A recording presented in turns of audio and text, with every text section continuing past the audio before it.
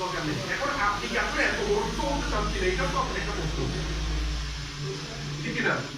এই হচ্ছে বিষয়। সুতরাং এবার আপনাদের কাছে যে বিষয়টা বলতে দেখেন, ধনী লোক ওরা ধনী কিনা, এখন যাদের ভিডিও দেখে ওরা ধনী কিনা, এবার আপনার একটা বড় প্রশ্ন আসতে পারে, আমি কি এরকম পারবো?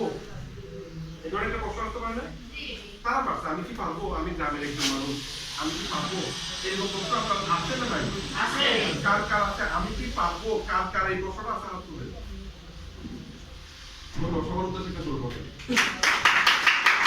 মানে সত্যি কথা বলার জন্য তালি দিলাম, মানে আপনি সত্যি বলছেন, ঠিক আছে? আর আপনি যদি ওখানে বসে না বলতেন আর একটু বড় ব্যাপার দেখলাম পারবো, তাকে আপনি মিথ্যা কথা বলছেন। এত বড় জীবন পেতে গেলে আপনার কি থাকবে?